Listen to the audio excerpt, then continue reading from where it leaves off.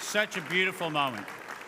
And after the evening event tonight, I have, at the request of a number of people, brought a IMAX version of Future Dreaming.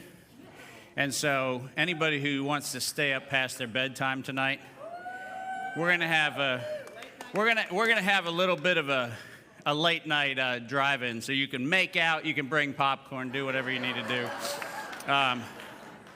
But we'll be doing that after Dr. Carey's wrapped up this evening, and we'll spend a little bit of time with a conversation that we miss. And that conversation is, we've heard all kinds of stuff about what's wrong, but you know, we haven't had a lot of conversations about what right would look like. And we're gonna have a little conversation about what right might look like. So that's gonna be tonight. Anybody who wants to stay up past their bedtime, I'll hang out with you. We'll keep it going, and we'll see what the future is. Now, I made a commitment when I was in graduate school, and that commitment was never give the same lecture twice, because nothing pissed me off like being a graduate student during the advent of overhead projectors. Because what overhead projectors really meant was professors got lazy. And they got lazy because they just threw the slides up, and you were supposed to sit there and take notes, and you could tell when they were dialing it in. you could tell, and you were sitting there going, nah, this isn't real. You don't believe it. And the reason I'm telling you that story is twofold. Number one is I made a vow in my master's thesis statistics course with Professor Jim Treelor at Ball State University. I made a vow that I would never give the same lecture twice. I have never broken that vow in now 30+ odd years. So the bummer is, if you're wanting me to talk about something you thought I was going to talk about, you're disappointed. You're welcome. But I thought I'd throw a bigger curveball at you, because I think every conversation about COVID and every conversation about SARS coronavirus is the wrong conversation for humanity to be having. And I think we have been seduced into a distraction of epic proportions while a greater evil is being done. So I am not going to fall for it. If you thought this was going to be the Find the Fauci moment, I got a little teaser in there. You'll get a little Fauci, but that's not what this is about. This is about the illusion of knowledge. And I have at the bottom of this slide one of my favorite quotes from Hosea 4:6. People are destroyed for the lack of knowledge. So, a few of you have actually been to Kim and my workshops. Our next one is in June in Charlottesville, but if you haven't, you know that one of the experiences I had in my life was to be invited into the very heart of the organization that is running this current destruction. And in 1998, if you want to read about it, it's in my novel Coup de 12. But if you want to go back and look at it, I was actually invited to take a very senior role in destroying this planet. And like everything else, the deal was a good deal. It was a good deal. And it wouldn't have me standing in Yuba City. I would not be standing here in that deal. But more importantly, I wouldn't have been here anyhow. So, at what price your soul? So let's have a little bit of fun. This is the most important slide you will ever not see anywhere. And oddly enough, you don't know where the punchline is, but I'm going to tell you it's in the middle of the slide, and you actually don't know what the middle of the slide is, but that's okay. This particular campaign began in 1804. This one. Edward Jenner who was the person who gave us the opportunity to call a thing a vaccine, which, by the way, gets its derivation from cattle. Now, think very carefully about what I just said. Cattle. And you've heard things like heard this and heard that and all kinds of other language that has to do with cattle. And it had to do with the emergence of an economy that was fledgling as a result of a conflict that had not yet been resolved. Because actually, if we go back a couple years before this, we find out that Thomas Jefferson and George Washington were actively engaged in how to manage things like the plague. Because one of the great concerns during the Revolutionary conflict that began not in 1776, that wrapped up on July 4th and we shot off fireworks, no, that actually kept going and kept going and kept going and kept going and kept going until the War of 1812, the Treaty of Ghent, all the things that you have not read because you were never taught about reading any of these things, which are the agreements that we made to be permanently indentured to the United Kingdom. Did you hear that? Land of the free, home of the brave is a marketing slogan, never been the truth. Never been the truth. It's a marketing slogan. It is not the truth. And if you don't believe me, read the Treaty of Ghent. Tell me what fur trapping has to do with land of the free, home of the brave. Jenner decided that there was actually an opportunity and a risk to play around with the weaponization of nature. And 1803, he decided to coin what became a conversation that lasted for 80 years, which was how could we use the plague constructively?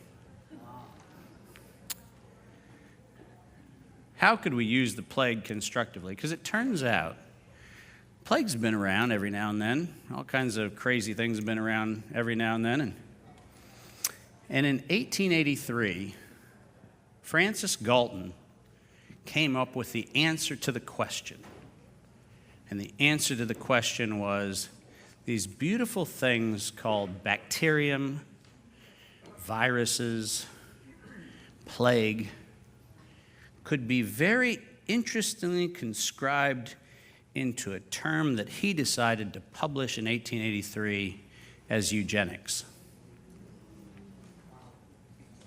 Wouldn't it be interesting if we could actually harness nature to actually be weaponized against humanity? 1883.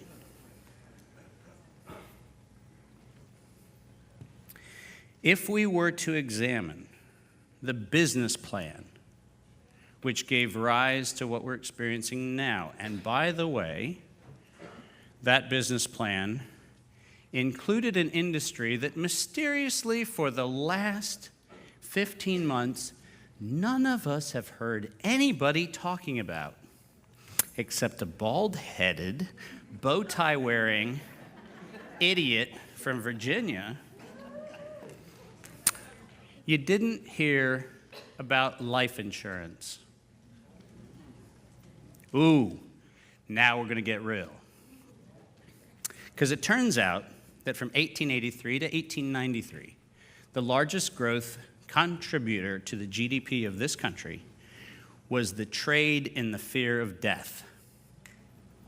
The life insurance industry represented more than the combined contribution to the economy of the coal, steel, and manufacturing industries combined in the 10 years from 1883 to 1893. And the reason why none of you are talking about this is because if you want to know who runs the world, you've got it all wrong ever since you were fooled into believing that the Federal Reserve was a central bank money grab by bankers and by the cabal in 1913, because it turns out, conveniently, insurance companies, not banks, put up banks to be the fall guy. In 1904, all you have to do is look at who was on the dais when the president was sworn into office the following year, 1905. And you see, quite mysteriously, standing next to the President of the United States were the executives of New York Life, of Aetna, and of the major life insurance companies of America. And for the last 145 years, they have done a wonderful job of making sure you never knew they're behind it all. And by all, I mean all. And I don't mean some of all, I mean all of all. The industry that was born of the Protestant ethic that said, we don't want to pay our ministers enough in life, so that we will pay them an insurance for the, quote, Widows and Orphans Fund. And by the way, they used that term because it came right out of the book of Acts. So why not use a term that's so biblical, nobody will argue with it? What was that? That was cheap-ass congregations who wanted to not pay their ministers, knew their ministers would run up debt in life, and wanted to make sure that banks got paid off all their debts when they died. By the way, that's how life insurance got started. So those of you who don't know that, I just spoiled it for you. It was actually an evangelical Christian cheap-ass strategy of not paying ministers enough in life. Now, if we sold it that way, few of us would buy it. But I told you this is a branding campaign. And it turns out that what makes life insurance work is a thing called term life policies. And what makes that work is that you pay for a while. Usually, you buy your first policy when you get your first house, when you have kids, when you get married, when you get responsible. You buy your first policy, and what you do is every year you pay into your life insurance premiums, and you do that for a long time, and after a while, you kind of feel like I'm paying a lot in, and I'm not sure what I'm getting for the return, and it turns out that for most of us, after 17 and a half to 18 and a half years, we stop paying. That's a great business, isn't it? To tax people for 18 years, to offer them nothing, and in return for the favor, keep all their money, plus all the money you made on all their money, and offer them no benefit. Pretty good racket.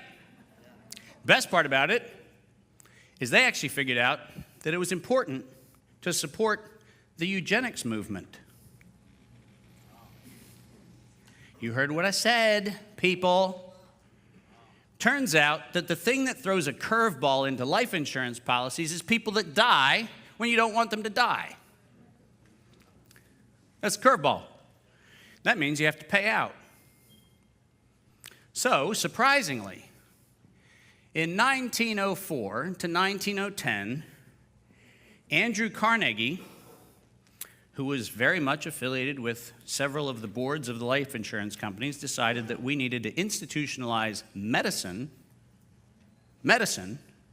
institutionalize health research, and pay for it for life insurance companies. Because controlling your death was big business. And people who didn't match the actuarial models were bad for business. Lo and behold, what did we start doing? I love when people tell me that eugenics was a Hitler thing. Nice try, and thank you once again to the life insurance companies for marketing that piece of bullshit. But this particular pursuit of this particular situation was born in 1910. Cold Spring Harbor Laboratory. Cold Spring Harbor Laboratory. How many of you have heard people talking on podcasts and YouTube about Cold Spring Harbor Laboratory? That's right, the giant resounding nobody.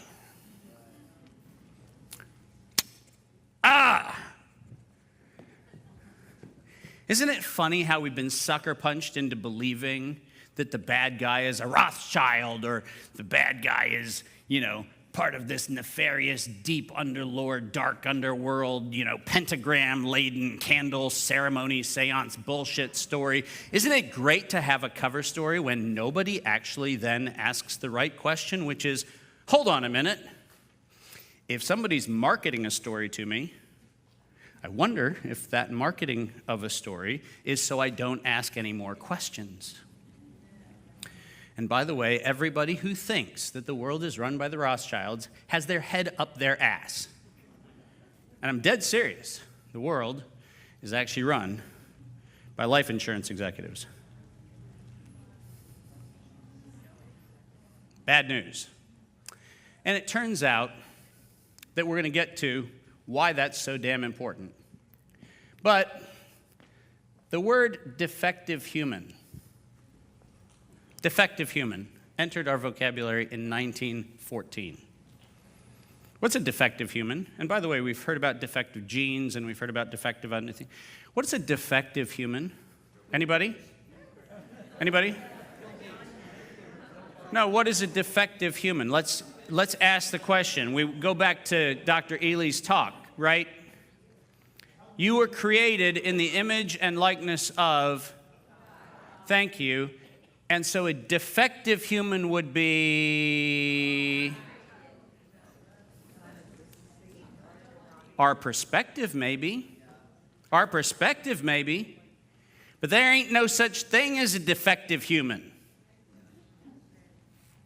There are defects that humans put into humanity, but there's no such thing as a defective human.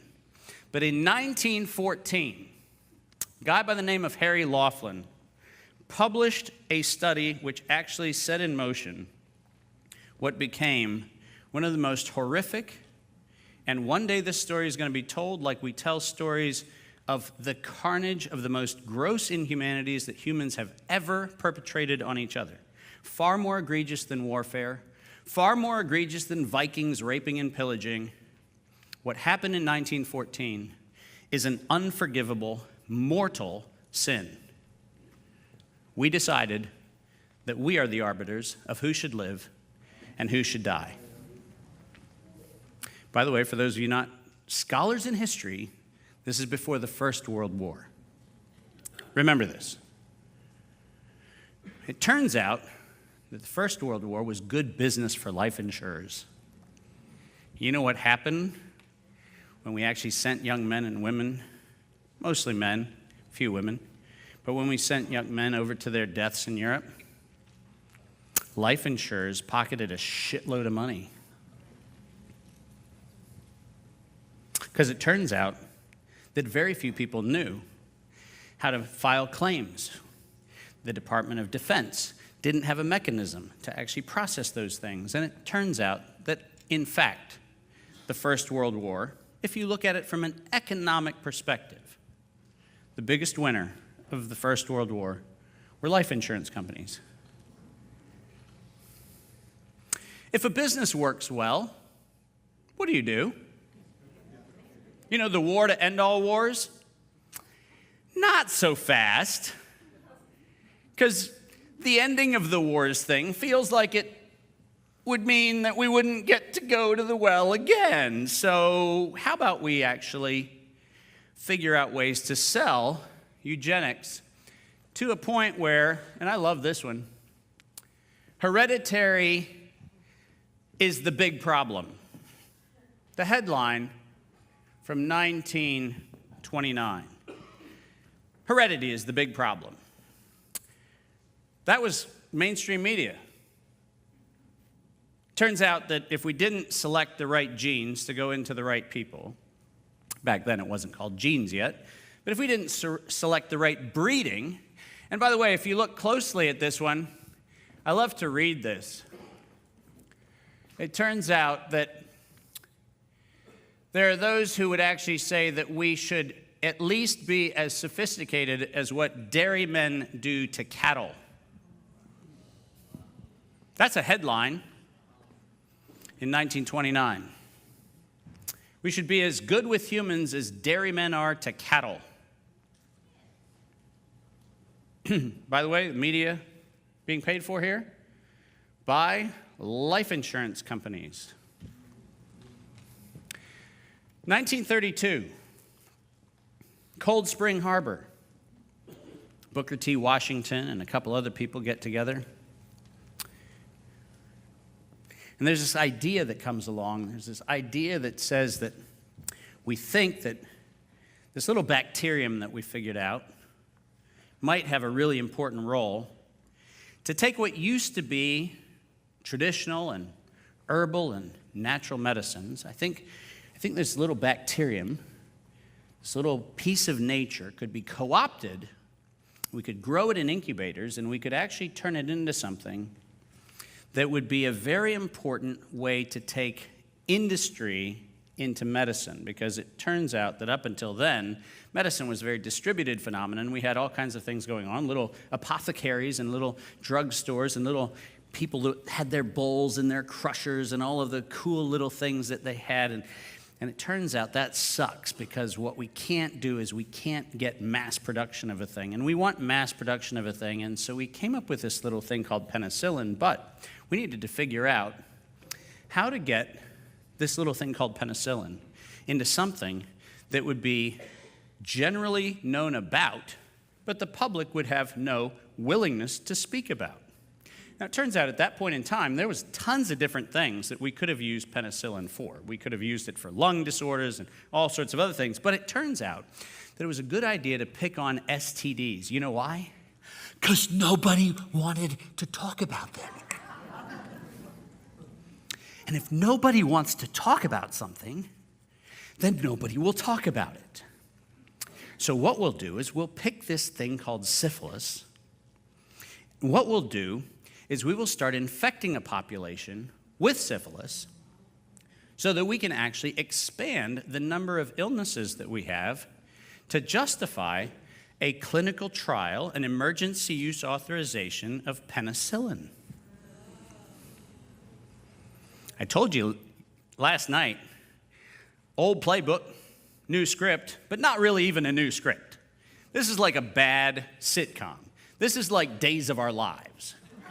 This is like General Hospital. You know what's going to happen. A hot nurse is going to have the affair with the married doctor, and she's going to get pregnant. You know how it's going to end. You still watch it, but you see. 1932, we start infecting people with syphilis so that we can maybe, or maybe not, give them penicillin or not, because what we want to do is understand how pathogens kill populations. Did you hear what I just said?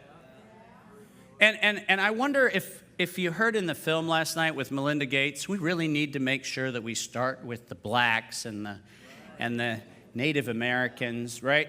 You know what we did? We started with the blacks and the Native Americans. And not only did we actually infect them with syphilis so that we could get our penicillin clinical trials going, but we also decided that at the same year, 1932, we would actually start institutionalizing across the country forced sterilization of men and women so that the breed that is not acceptable, and I said that by virtue of the words that were used, the breed of humanity that's not acceptable would be expunged from the human experience.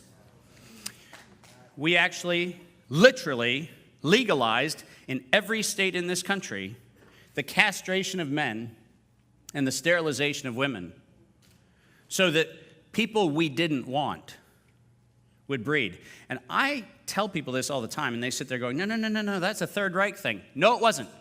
Hitler actually conscribed our science so that in 1939 he could publish Euthanasia of the Undesirable.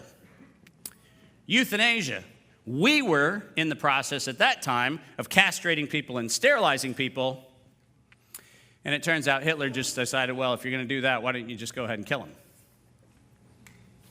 Don't think for a moment that 1939 Third Reich Germany was the one that figured that one out, because we were doing it in the 20s. Why don't we talk about this? Why don't we talk about it? Huh? No, we don't talk about it because we actually have, I think, collectively, survivor's guilt. I think we don't talk about it because we are, in fact, the progeny of this experiment. Nah, you didn't know that, just like you didn't know life insurance, just like you didn't know who was on the dais in 1905 at the presidential election, just like you didn't know that that election was purchased, kind of like some other elections. That's a really new problem, isn't it? 1904. Hitler, 1939, comes up with this euthanasia thing so that he can come up with a superior race, and rather than disagreeing with him, the United States starts collaborating with the Third Reich on euthanasia and sterilization to get rid of, quote, imbeciles, undesirables, the infirm, the weak. People, we're getting to our parents' generation now, aren't we? This is getting uncomfortably close. Right? If your parents are in their 80s, if you're in your 80s, if you know anybody who's 80, they were alive when these decisions and these conversations were commonplace. They were on the front page of newspapers. They were on the front page of scientific journals. They were on the front page. And it was normal for all of us in the, quote, greatest generation on earth to find it perfectly acceptable to build asylums, to kill people, to castrate people, and to sterilize people. And that was perfectly acceptable. Have you ever heard the phrase, the sins of the fathers are sometimes visited on? Anybody want to go with me on this little journey here for a minute? And it turns out that in 1946, how many of you know what was going on somewhere else in the world in 1946? Anybody? Another world war. Right? In 1946, a beautiful, generous, compassionate human soul, John D. Rockefeller, decided that we needed to fund the Center for Disease Control.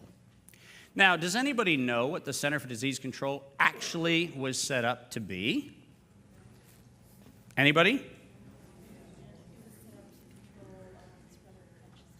No, that's the story they want you to tell. It was actually set up to investigate the what makes malaria kill some people and make some people survive. That's what it was set up to do. Because it was, in fact, before the CDC, it was actually the Center for Malaria Control, which was allegedly what we set in motion with the Panama Canal, and then we set in motion for the southern states, because we were very worried about the fact that we were not getting enough work out of the indentured and enslaved population because malaria seemed to be killing, are you ready for this? African Americans, slaves. That's bad for business, isn't it?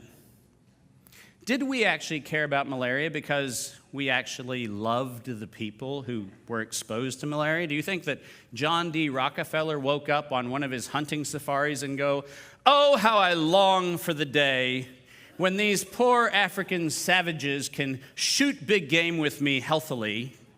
Do you think that was part of his kind of long-term plan? No. His long-term plan was, how do I actually selectively get to a place where enough of them are around to carry the big game out of the forest or savanna, but not enough of them to be in the way of the mining and the oil and the everything else I want really from their land. So it turns out that managing their death would be a pretty good idea. So understanding malaria was not about public health. It was about economics. 1946, CDC is formed, allegedly for malaria control, but the syphilis thing snuck in under the radar because we needed someplace to put the syphilis project, and so we did. And Cold Spring Harbor and Atlanta, Georgia became a collaborating location to make sure we figured out how to destroy the lives of African Americans with a controlled release of a pathogen during a period of time that we had, quote, civil rights interests. Isn't it interesting that we're marching for civil rights at the same time we're murdering people? Isn't that a really cool paradox where our official cover story is, we're all about equal access. Let's get everybody to the drinking fountain. Let's just have fewer people getting to the drinking fountain. To the point where maybe we could get all the way to nobody to the drinking fountain. And we could actually get to the place where we wanted in the first place. We just happen to have the inconvenience of they all died of syphilis. Oh, I'm sorry. Now here's, in my view, in the long arc of the insurance company story, the original sin. And I am now going to offend almost everybody in the room with what I'm going to say about science. How many of you have ever seen a tapestry? A tapestry. Most of you. So you know that it's made up of strings tied in knots on warp threads, right? Well, it turns out that you do not have DNA. You have chromosomes.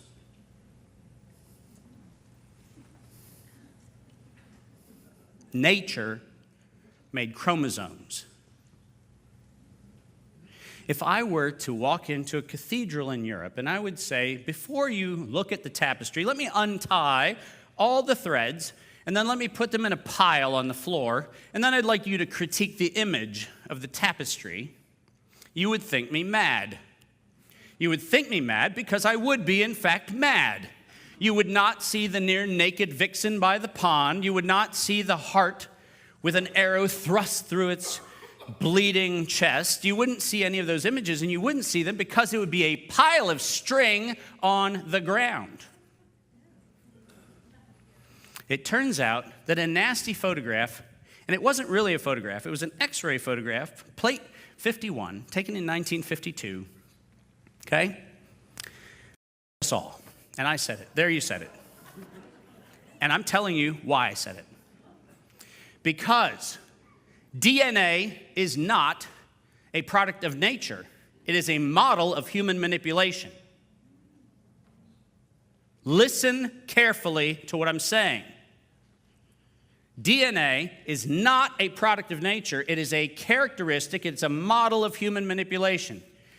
That first image, 1952, Raymond Gosling and Rosalind Franklin, the actual people who first characterized the double helix called deoxyribonucleic acid. They were the first ones to discover that there was an interesting orientation of the molecule, deoxyribonucleic acid, and it was then a year later that Watson and Crick were celebrated for actually coming up with the invention of DNA. But it turns out they didn't invent anything. They actually built a model. But the model was analogous to untying the tapestry of life in the form of chromosomes and then putting the untied strings on the floor and saying, describe humanity. Funded by foundations supported by life insurance companies. Why do you think the Nobel Prize was awarded to the people who didn't even discover the thing? They didn't. Watson and Crick had nothing to do, seriously, nothing to do with discovering anything. They happened to be eugenicists who would support a cover story that would tell science, don't look anywhere else, only look to the double helix. I'm going to go out on a limb here for you. Chromosomes, being paramagnetic, wound, helical coils of conductive material, are quite possibly antennae. They're quite possibly not chemistry at all. And it turns out I've proven that in the lab.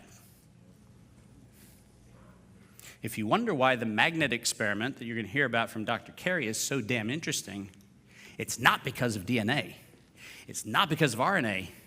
It's because they are putting an antenna into your body to screw up the transmissions of all of the wisdom of the cosmos so that you are detached from being human. And if you knew what it really was, it is a wound helical antenna, and it is an antenna that was made so that we stayed in touch with our creation and our creator. That's what it was. And in 1953, we defiled it.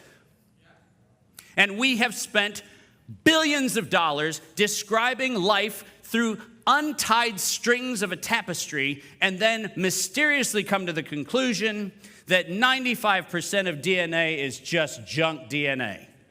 Really? If you're a statistician in the room and you've ever actually said that, you should hang your head in shame in perpetuity. You should get sackcloth and ashes. You should have a scarlet dunce cap sewed onto your shirt or your hat or whatever, because it turns out that the reason why we don't understand life is because we untied the majesty of the tapestry of life and then tried to describe life through the pile of strings that we put on the floor. There is no such thing as a DNA-RNA relationship. That's a model. It's a model. And by the way, I'm not criticizing people who use models to describe things. That's not the point. I'm talking about life. That's what I'm talking about. I'm not talking about science. Have at it till the cows come home. Talk about DNA, talk about RNA, talk about transfection and translation and polymerase chains and all kinds of other things. Do all of your magic you want, and don't ever tell me that you've described a single phenomenon of life. Because you have untied the very fabric of the nature of reality, and then you're trying to play God with it. We, the people, have been had. We are not a selective breeding experiment for a petri dish. And I am sick and tired of having this conversation be about whether there's a virus or not a virus, if there's RNA or not RNA. People, if we can't define life, we will never understand health. Did you hear what I just said? If we do not understand life, we can never define health. Because we have decided that we are now this bizarre strand of untied string on the floor, and we're trying to make sense out of it. This isn't an accident. This was a design. And it was a design to set in motion the maturity of one of the most horrific experiences that is about to befall us. And it, by the way, has almost nothing to do with COVID or SARS or anything else. Because it turns out that in 1945, 1946, 1947, we started developing all of these interesting financial models that started saying, oh, hold on a minute, what we're going to do is we're going to actually get the government to take on the role of mitigating what life duration is, which is what we did with the New Deal and with all kinds of other programs. So we built our financial systems to actually tie into the life insurance racket. That's, by the way, why we have a 30-year mortgage. You know why you have a 30-year mortgage? A time series that correlates with nothing in nature, nothing at all, nothing in nature. Do you know why we have a 30-year mortgage? We have a 30-year mortgage because that was the average life expectancy of a blue-collar worker in 1904. And it turns out that if you match the mortgage to the life of a person, guess what you get to do? You get to foreclose on their house when they've paid it almost all the way off.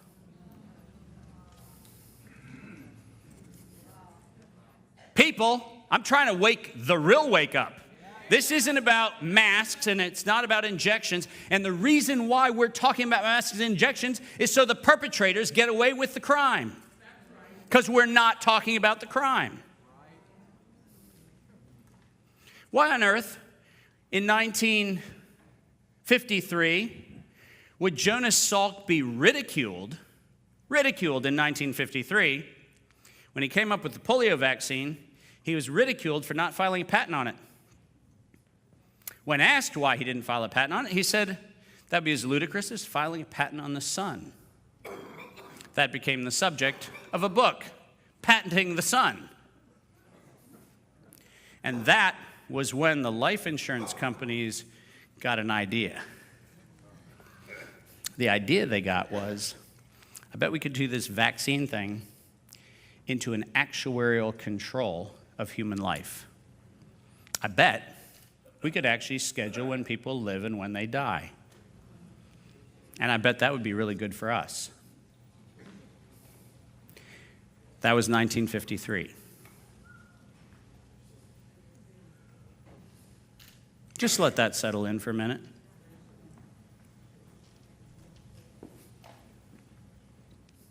And then 1980 came along.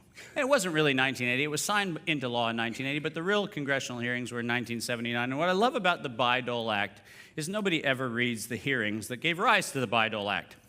You've been told that the Bayh-Dole Act was this wonderful breakthrough that actually stimulated the great knowledge economy of the United States, because for the first time, we were going to let the recipients of federal grants gain commercial access to the benefits of their research, the greatest innovation of all time, to make sure that science would finally contribute to the economy and we could build a knowledge economy. And so the bullshit cover story was, let's let people who get federal grants keep the rights to their inventions.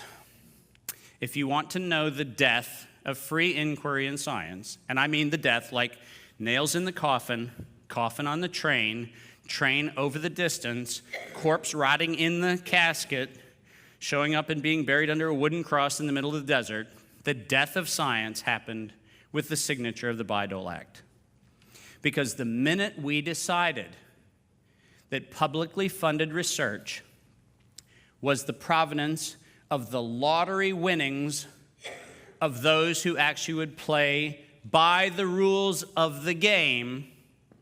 And what's the rules of the game? Send in your grant application, have it peer reviewed. Most of you don't even know that happens. Before you can even ask a question, a committee decides whether you can ask the question. Oh, how bullshit is that? You have a team of experts who have never thought of a thing because you thought of the thing. You have a team of experts decide whether the question you're asking is a legitimate question. Oh, that's a great idea, because clearly the experts in the room would be perfect to understand the thing that they have no idea what the thing is. That makes absolutely logical sense. So let them be the arbiter of who gets the money. Oh, and then it goes through an institution which has a thing called the Office of Sponsored Programs. Anybody familiar with the Office of Sponsored Programs? Well, the Office of Sponsored Programs is what's the most inefficient NGO ever built in the history of humanity. It's a basic money laundering scheme where public institutions in every one of the states and most participating countries around the world charge an overhead of anywhere from 30 to 70% of a grant, so that they scrape the money and the researcher is left with the pittance of the whatever's left over to hire the graduate students, to get the lab equipment, to do the study, to do everything else, at which point in time, the results of the research get sent back to, are you ready for this? A committee who also still has no freaking clue. They get to review whether not your study was done correctly. They get to review whether your study fits their business plan of the way education must advance. The Bayh-Dole Act is the death of free inquiry. The Bayh-Dole Act is the hijacking of the public coffers. And I find it fascinating that nobody talks about this, but we invented a very interesting invention the year after the Bayh-Dole Act got signed into law. I love how that happens. I love how we get the legal framework right, and then we create the thing for which the legal framework was relevant. I love that. I love that we actually anticipate where the ball is going. We're total Wayne Gretzky hockey puck here. We're going to where the puck will be, not where the puck is. And not surprisingly, the Bayh-Dole Act didn't have the ink dry on it before somebody came up with an interesting marketing program. What if you could create a virus and brand it with another name? What if we could come up with this branding program? The branding program goes something like this. We're going to say there's a virus. Then we're going to say there's a disease, but there's not really a disease. It's a series of symptoms, but it's not really a disease. But we're going to call the series of symptoms a disease. Sound familiar, anybody? And this branding program is going to be great, because when people hear that somebody has the virus, then they'll think that it's the disease. And if they hear that there's somebody with a disease, they'll know that they have the virus, and they'll be so confused that they can come up with numbers with how many people were infected and how many people died and blah, blah, blah, blah, blah, blah, blah, blah, blah. Does any of this feel like we are in a freaking loop from exactly a plan that was put in place in 1981 when we invented, listen, invented HIV and AIDS. We invented it. It did not turn out in the human population in 1981. We got the merchandising ready. We changed the laws to make sure that federal researchers could keep the economic gain for it. And then mysteriously, nature decided to have somebody have sex with a monkey or whatever the story is that you were told. And by the way, that was the story you were told. Okay? Does that sound like a wet market in Wuhan? Sounds to me like a wet market in Wuhan. Really? That is the same thing as a wet market in Wuhan. Okay? We made up HIV and AIDS after we built the infrastructure to commercialize it. Does that sound like it was premeditated? And it turns out we did it laughing at Jonas Salk because he was too dumb to know that he should have commercialized the polio vaccine. And all of the vaccine manufacturers fell on their knees going, but we're poor, we're poor, we're poor because we're making this unpatented compound. We need to have patented things that allow us to actually charge for the treatment of a thing. And it turns out that the windfall, 1981, was the invention of HIV AIDS. You know who some of the very first funding sources for that research were? Life insurance companies.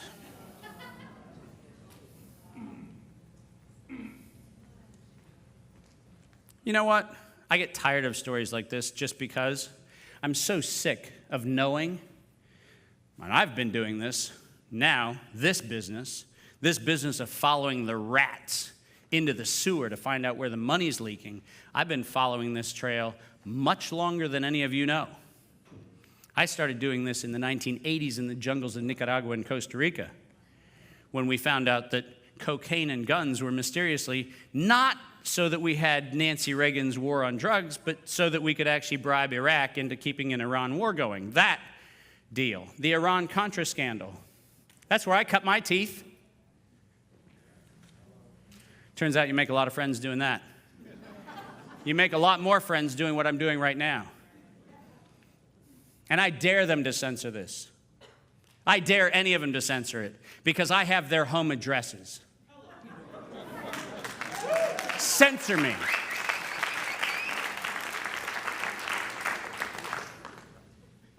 Try it. See how it works out. Ladies and gentlemen, we are actually living through the execution of an illiquidity event for life insurance companies. That's what this is. We have a thing called wrongful life in an actuarial model. That's when you live too long. Do you hear what I said? When you live too long. You now can buy insurance for living longer than your life insurance. Did you know that? You can actually buy a life insurance policy to insure you for outliving your life insurance policy, because if you haven't already been raped and pillaged enough, we might as well just add insult to injury and have you insure yourself against the insurance not being there when you actually expect the insurance to be. And we have a collision risk. There's a thing called a clash risk in insurance. And we have a clash risk problem in 2030. Turns out that life insurers who have annuities that they owe you because you bought policies that said that they had to deliver money to you at the end of an annuity, turns out they haven't put enough money in that annuity to actually pay the obligation. Don't think for 1 minute that what Andrew Cuomo did in New York wasn't paid for by making sure that we targeted places that in fact had people who were at a point in their life insurance cycle that they were going to start costing insurance companies more than the insurance companies could pay. Don't think that that was some sort of innocent little Andrew Cuomo mistake. When the New York State life insurance regulators are starting to breathe down the neck of life insurers going, you've got a problem because you don't have enough money to meet your obligation. Now, if you don't have enough money to meet your obligation and your obligation is to pay out in death what somebody is owed, what might you consider? What might you consider? Why don't we have a pandemic? Why don't we have a pandemic? This is not some sort of accident of science. This is premeditated murder. That's what it is. Let's be really clear on what it is. It's premeditated murder. And the industry that has propped up a lie for the last 140 years is still not even mentioned. With all the woke people that are woke up, not one of them is actually looking where the actual fire is coming from, and we're looking at the smoke that is propped up and going, look, there's smoke, look, there's smoke. And if you don't believe every word that I just said, look at President Trump's first economic stimulus plan in the spring of 2020. And look at the fine print of the Jobs Act that was passed to support the economics of this great country. Payroll protection. Any of you heard that? You know what number that was in terms of funding priorities in that act? That was number 5 for the Payroll Protection Act. Payroll protection was priority number 5. Do you know what Payroll Protection Act priority number 1 was? That employers should be able to maintain payment of life insurance premiums without interruption. That was our government defending our payroll. And the number 1 priority in the act was make sure that the life insurance premiums get maintained. People, I can't make this clear. It's been right in front of our face since a photograph taken in 1904. And we, the people, have not even begun to come out of the coma. Don't tell me about being awoken. Come on. I told you weren't expecting this from me. But that's because I've got one shot at living. And if I can infect half of you in this room, or a quarter of you in this room, to have the conversation that for 140 years no one has been having, which is we, the people, have funded an industry which is now intent on killing we, the people. If somebody in this room actually goes, well, hell, that doesn't seem like a good idea, then I have achieved my mission. Because my mission is to tell you that in 1998, when they came to me with the deal, I want to show you a little secret. The little secret I'm going to show you is the alchemy of evil. The alchemy of evil. And I'm going to tell you the reason why I'm going to teach you how evil works. Because we, as people of faith, have made a fundamental mistake. We haven't studied evil. We haven't studied it. And that is on us. We have adopted this bullshit story that says it's got to be peaches and cream and unicorn farts and whatever else, right? No. We have to study this thing. Because if we want to actually enter into the fight for not just humanity, but for a much larger battle, we need to understand how that battle actually works. And we are pathetic. We have not even begun to pick up sticks to start fencing. We're far, far from blades. We're far from blades. Let's talk about what it looks like, because you know the rest. 1984, I told you I'm going to throw this away. 1984, Fauci comes along, starts his $191 billion spending spree. You heard it, $191 billion spending spree to industrialize vaccination. And I want to read you something, because you can't make this shit up. This is better read than even me doing a bad quote of it. And so I'm not going to do a bad quote of it. I'm going to read it, because if you're going to give the horse credit, you might as well read it straight from their mouth, don't you think? I just want you to hear this sentence and just see where it lands for you. And by the way, for those of you who go online and look up Fauci dossier, which is where I'm going to read this from, don't buy it on Amazon. That is not me. Somebody illegally uploaded that. That thing was released so that everybody could have it for free. The HTTP, whatever it is, PDF that you get the whole thing for free is not $35. And if you're buying it on Amazon, you're doing two things that are wrong. Number one is you're paying a thief for stealing it from me. And number two, you're actually supporting Amazon. So don't buy it from there. Get it for free. But here we go. I want you to hear this in their words, because their words are so much more interesting than mine. Ready for this? Page 8. I feel like I'm in church now, reading from the Gospel of Dave Fauci. Peter Daszak, EcoHealth Alliance. Quote, to sustain the funding base beyond the crisis, we need to increase public understanding of the need for medical countermeasures, such as a pan-coronavirus vaccine. A key driver is the media, and the economics follow the hype. We need to use that hype to our advantage to get to the real issue. Investors will respond at the end of the process if they see profit. That was written in 2016. Did you hear me? Pan-coronavirus vaccine. We need the media to create the hype, and then we need to use the hype for our advantage, and then investors will follow the hype. How lonely do you think it is to be the prophet who's been saying this for every single year since 1999? How grateful am I that I'm standing in front of this audience right now, feeling like for the first time, I may not be speaking to the pile of bones, but maybe to an army that's willing to take this on.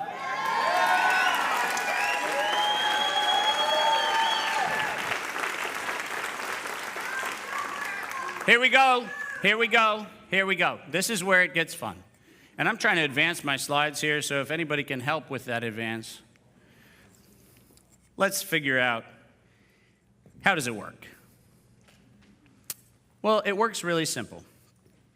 Every single time humans decide to take the step to the dark side, they always follow the same recipe. And always means always, and there is no time in history where this has not happened. Pay attention. Pay attention. This is the recipe for how evil manifests on this planet. It always starts with nature. We weaponize something about nature. Always. We always tell something about nature. We tell a story to denigrate nature. We say that nature is inferior. We say we're lords over, we're dominion over, we're this, that, and the other thing. We always put ourselves above nature. That's always the first step. By the way, I'm going to show you this in a couple different examples, so just stay with me on this. The second thing is we always find a way to appeal to image. In old language, we called it idolatry. In new language, we call it image. We want to make sure that we appeal to, if you're not with us, if you're not part of the club, if you're not part of the team, if you're not one of us, then, you're kind of not with it. Okay, so we always see nature go from a natural phenomenon to something that actually shows up where we actually create dissension between people.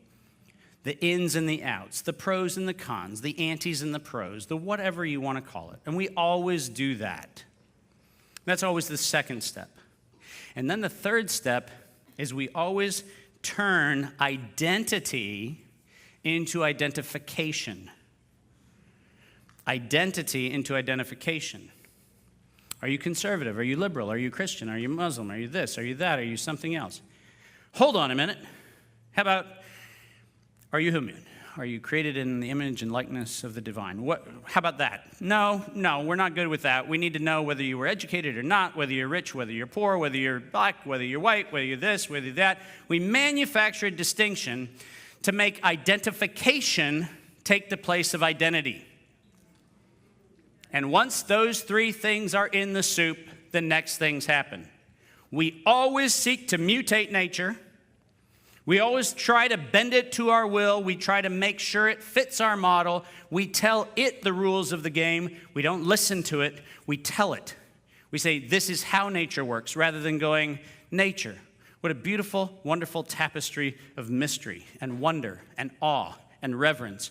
We don't do that. We focus on bending it to our will.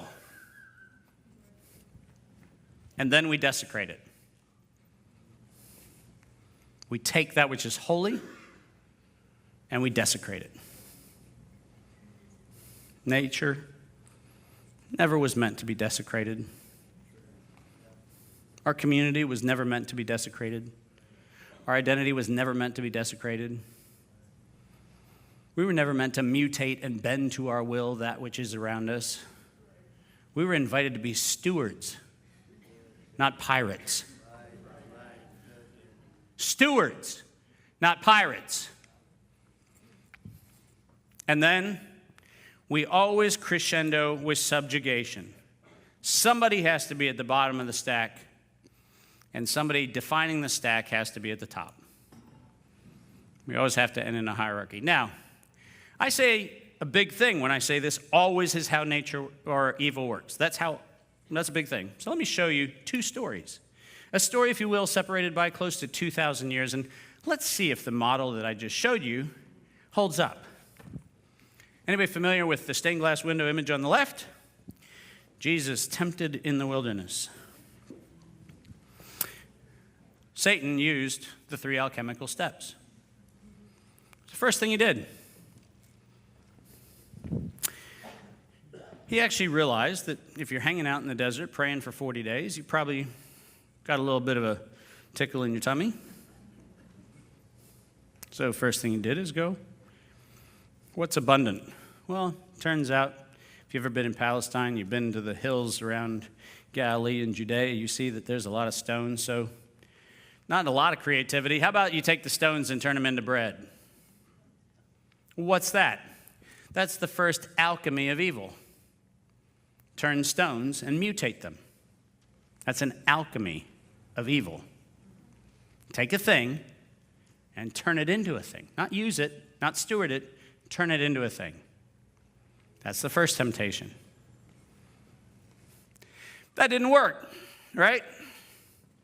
Man shall not live by bread alone. We move on to Axis 2. I'm going to go and I'm going to take you to the temple. Why would the devil take Jesus to the temple? Well, it turns out that that's the place where identity and community are formed. So the reason why you'd go there is you'd go there to say, hey, this is kind of fulcrum of your universe right here. This is kind of that place where divine and human kind of interact. So that's kind of where we're going to take you. But what I'm going to do when I'm going to take you there, I'm going to ask you to throw yourself off the pinnacle of the temple and rely on technology to save you. Ooh, what did I just say? I just said what the devil actually said. That's what the devil actually said. Rely on technology to save you. The devil didn't see angels as some sort of, beneficent, what is angelos, the conveyor of the will and the Spirit of God. He didn't see it that way. He saw it as the sky hooks that could be dropped down and pick you up before you land on the ground. He actually desecrated nature. He desecrated the divine, and he said, oh, that's cool. Turn angels into technologies, they'll save you. And Jesus said, you don't got me there either, pal. And then he took the dumbest step next. Bow down to me, and I'll give you the kingdoms of the world. Identify as not you anymore. It's an innocent thing. It's just a little mRNA strand. That's all it is. That's all it is. You'll basically be you still, basically. No, you won't. You will have the aborted tissue of a 1960s abortion from Denmark. You guys don't know that. Most of you don't. When Judy talks about those cell lines, the HEK and the Vir lines and all those kind of things, most of you don't know that if you actually read the stories on the people who harvested those cell lines, they are chilling. Like, seriously, if you read those stories, your blood would freeze into icicles. The level of horror that went into the collection of the lives of the kidney and eye cells that are used in vaccine production would chill any human being. So much so that one of the cell lines, when asked about the provenance of the cell line, the researcher said, "I think I lost the paperwork on the parents." How conscious is that? Sound like informed consent? Sound like you actually harvested any of these things? And by the way, that's what's swimming around in pretty much anybody that's gotten a vaccine in the last, 20 years? Now, and that's not the COVID vaccine, that's all of them. Okay? Bow to me, and I'll give you the kingdoms of the world. Let's see how it works out when Anthony Fauci's the devil. Metaphorically. Hey, for the camera, let's see how it works if Anthony Fauci is the devil. Well, it turns out same game. I'm going to take a virus, and I'm going to actually turn it into a mechanism of fear and control. I'm going to alchemically use a virus that has never been associated with fear. Never. We've known about coronavirus. We've described coronavirus. We've done all kinds of things, never been associated with fear. And in 1999, I'm going to start weaponizing it so that it actually becomes terrifying. Remember, we invented SARS. I told you that last night. We invented SARS. That came after 3 years of R&D, which specifically stated that we were increasing the virulence of the spike protein. And you've heard about the spike protein till the cows come home today, and it turns out we were the ones that made coronavirus into SARS. We were the ones that built the bioweapon. That was the first trick. The second trick was population control. We want to actually control a population, and I want the double meaning of that to be exactly what I put on the slide. We wanted to control a population, and we wanted to have population control. And by the way, how convenient to come up with an RNA technology that might, we don't know, might sterilize you, might make it impossible for you to have children, might make people decide not to have kids because they actually don't want to procreate, because they don't want kids to come into this world. Anybody see a business plan happening here? Okay? So what do? We mask, we distance, we isolate. We use the technology of separation. We use a technology and say, trust them. Trust them. Do you realize that not a single one of the things we were told to trust, mask, distance, home isolate, not a single one of the things that we were told to do has a single piece of medical evidence supporting that recommendation. And it's worse than that. As I said last night, the C.R. McIntyre study very clearly showed that face mask wearing increases influenza illness, and that was a study that was published in everything leading to the April 2020 Journal of the American Medical Association official statement that says a healthy population should not ever wear a mask. That's what the Journal of the American Medical Association said. Take that, fact checkers, because it was them that said it, not me. I'm quoting. And then take my gene therapy, lose your identity, and I'll give you a vaccine passport. You get the world. People, the devil as Anthony Fauci and the devil as 2,000 year ago stained glass window is not even playing a different game. It is the same game. Now let's land it in my life. 1998. You know what? I was actually not in a great situation. The marriage that I was in was a very challenging one. My wife was on a very interesting journey. It was a very difficult journey. She had an enormous amount of depression, had enormous amounts of other challenges. I thought being around me must be magical because who couldn't? I'm me. Of course it would be magical. And I thought somehow mysteriously I would be so magical that somehow I would break through that depression. In 1998, guess what I knew? I'm not that magical, and depression is a tough thing to deal with. I was at a point in my life where I'd been in the wilderness for a very, very long time. When I was approached by the individuals who actually said, how about the kingdoms of the world, they started with a nature thing. Looking at me, the handsome hunk that I am, Dave, What do you suppose they'd start with? No, they didn't start with hair. Nice. I like it. I like where you're going.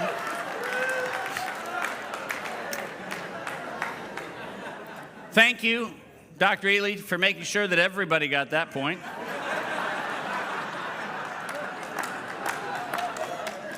They started with the famine that I was in.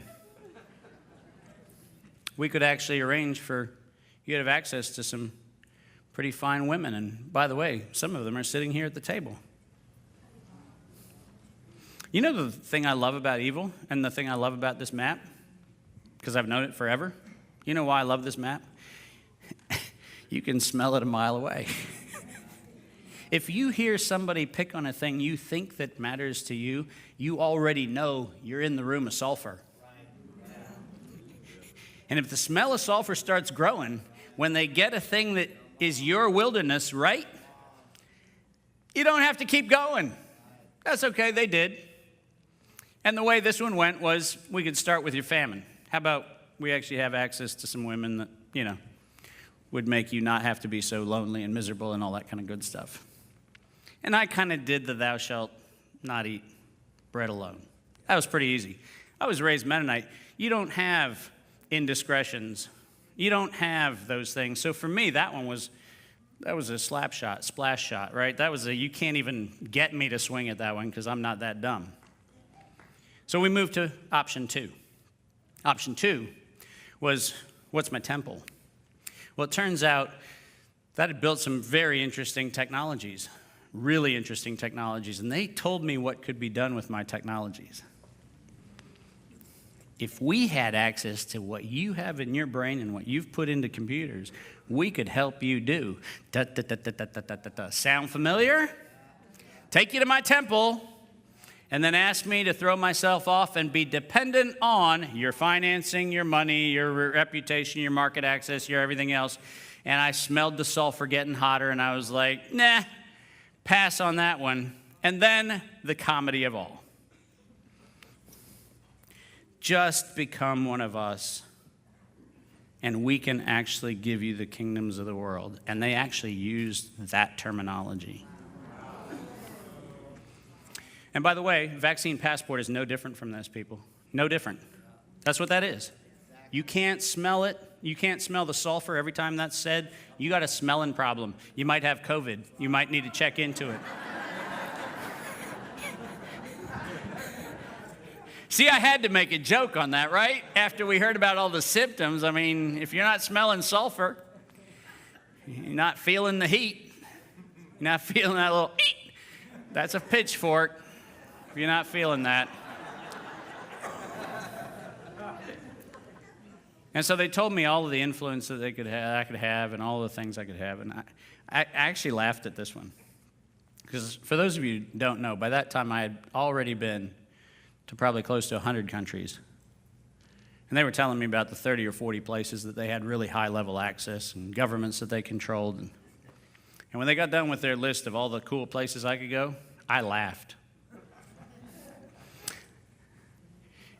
I think it was in 2006 that the CIA and the State Department asked for my passport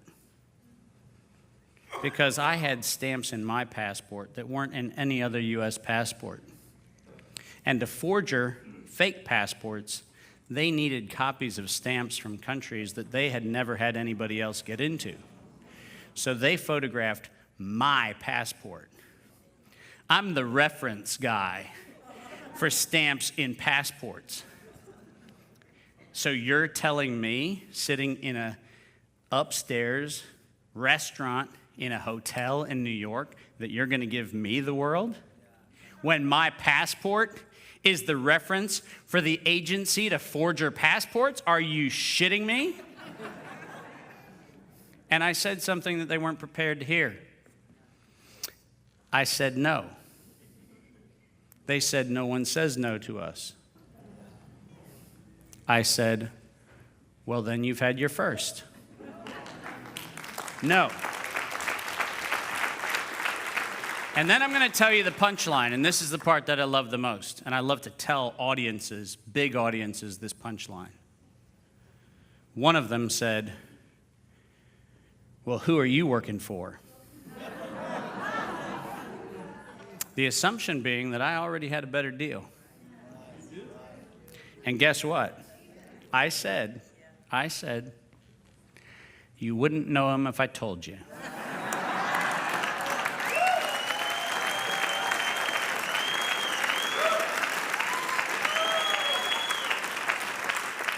Now,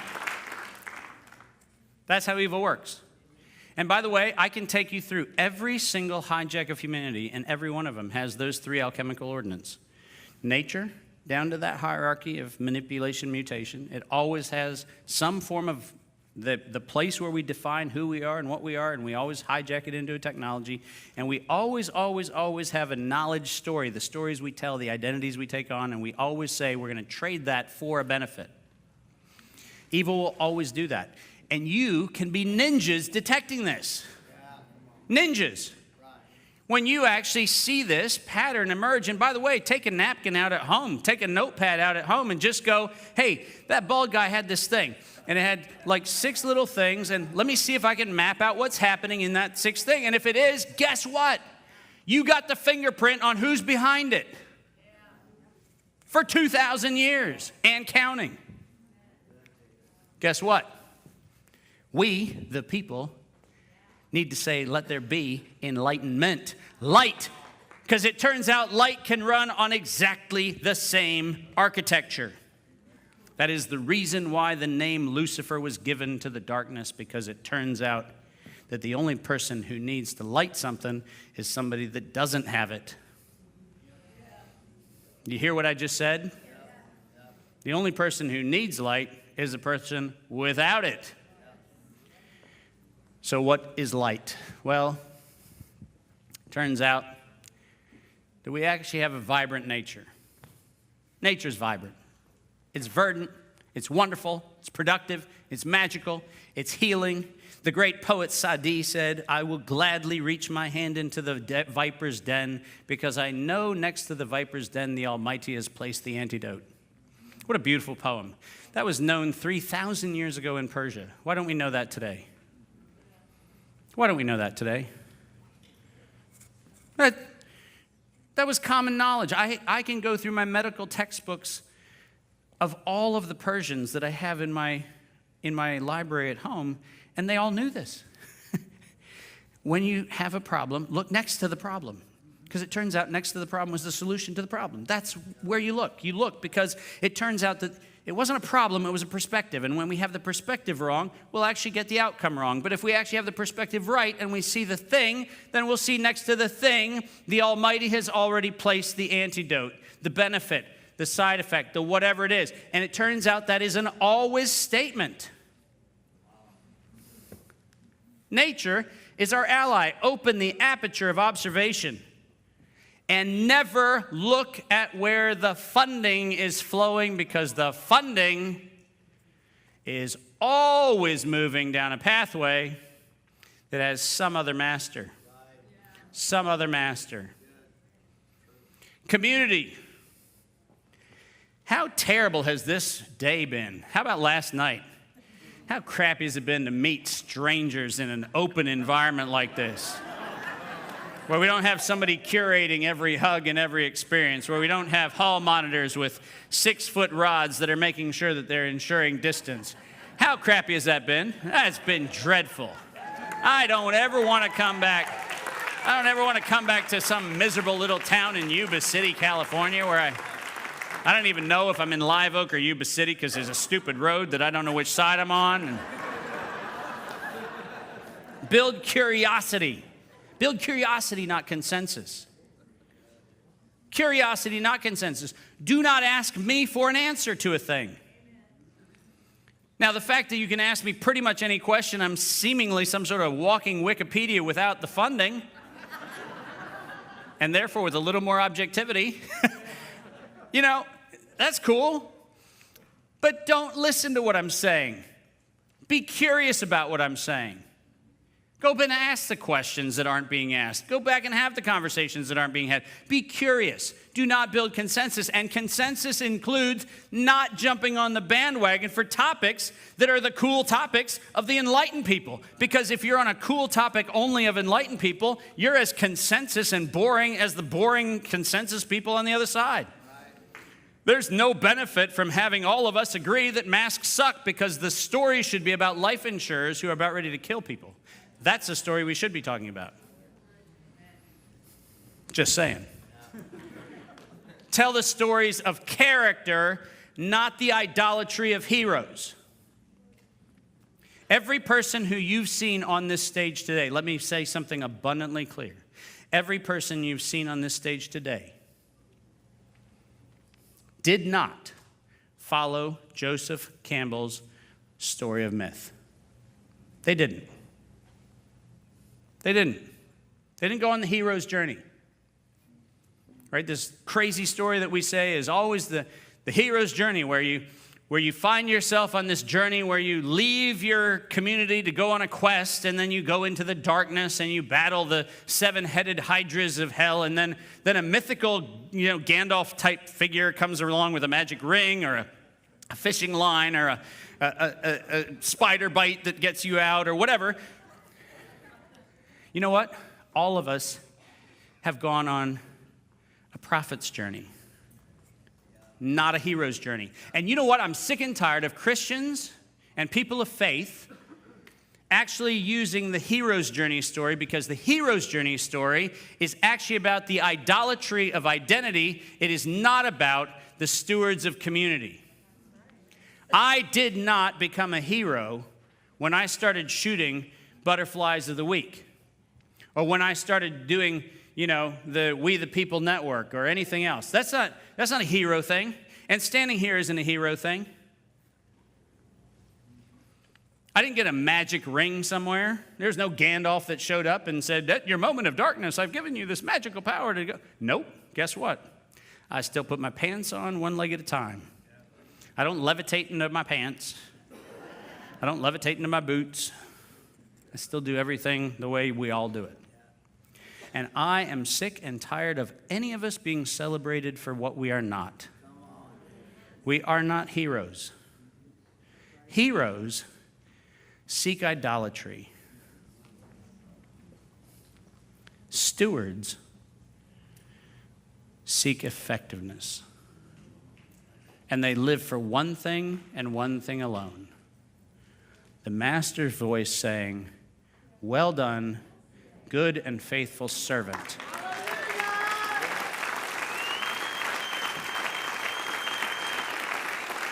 Joseph Campbell's power of myth will never get close to the nectar,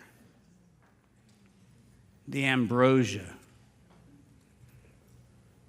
the majesty, the poetry of Solomon that says that all of this is worth it for the smile of the master that says, "Judy, well done. Good and faithful servant. Henry, well done. Good and faithful servant." The majesty that says, "Sherry, well done. Carrie, well done." Listen, people. Listen. Don't put us on a pedestal that we are not on. We're not.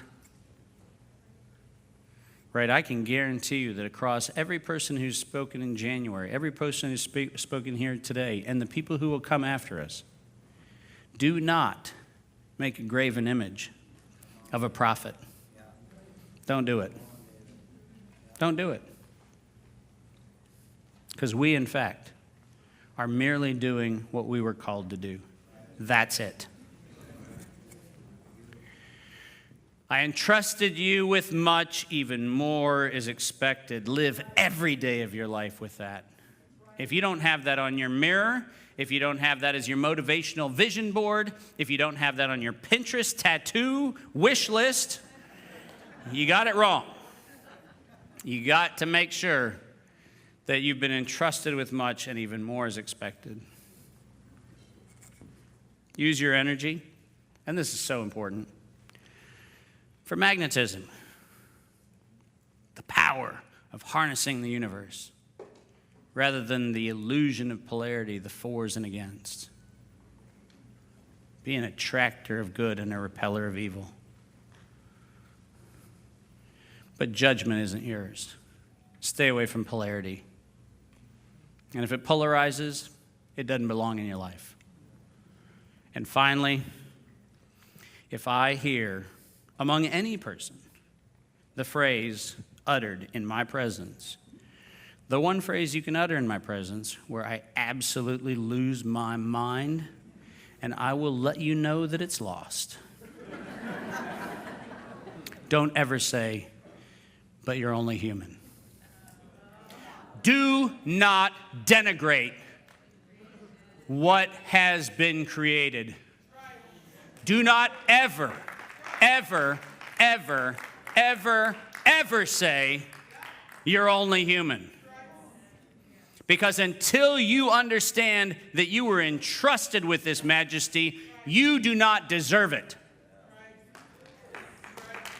From now until the end of time, expunge that from your vocabulary, because you are not only human.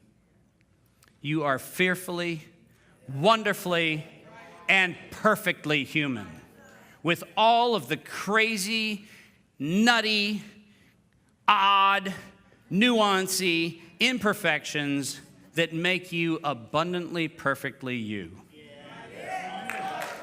We, the people, have been entrusted with much, and now you, the people, together with me, the people, are accountable for what we've heard here today. We have only begun this fight. I'm going to end with one story. Joseph is a story we don't tell right. Because it turns out Joseph's hard years were not the 7 years of famine. The hard years were the 7 years of plenty. We never tell the story right. You imagine how hard it is to talk to somebody when everything's perfectly fine? Do you realize that in 2013, when I actually tried to wake the whole world up to this pandemic that was coming, do you know how absolutely terrifyingly alone it was to know that not a single audience anywhere cared? That's the hard years. And for 7 years, I organized all this shit. I had the dirt on everybody. I followed all the money. I did all the research. How does Dave produce so much research? I don't know. For 7 years, I wasn't stopping night or day, looking at absolutely every patent that gets issued, every grant that goes out, every funding source of every one of these things. I had been doing that for this entire time. And what I'm going to tell you is that there's a lot of Josephs in this room who are working alone and not being appreciated for the fat years. Because the fat years are when everybody thinks you're an idiot. They're complacent. They're comfortable. They're going to Starbucks. They're having their outings. They're doing all those things. And why are you such a nervous Nelly talking about all these problems that might, hey, hold on a minute. Because I know that 7 skinny years are coming. You know, how much of a bummer was it, right, if you're Noah at year 38? Come on. How much of a bummer was that? You'd start seeing things in your mind that look like giraffe that weren't there. Just because you wanted to make up something that goes, God help me, I'm pretty sure I got the dimensions right. I don't even know what an elephant looks like, so I don't know how much poop they have, because we have poop experts in the room now, right? I don't know that. So I don't know if I got the poop chute right or not. I don't even know what an elephant is, so what is it? And I'll tell you what, Noah's happiest day was not the day he got out of the ark on the top of the mountain. His happiest day was the first day he looked on the horizon and saw giraffes. And he was like, damn. And I feel like sometimes I feel a little bit like Joseph at the end of the 7 fat years, a little bit like Noah at about 39 years and about 11 months. For me, COVID was a giraffe. Because it's the first time I've had an audience of any size listen to my story of life insurance.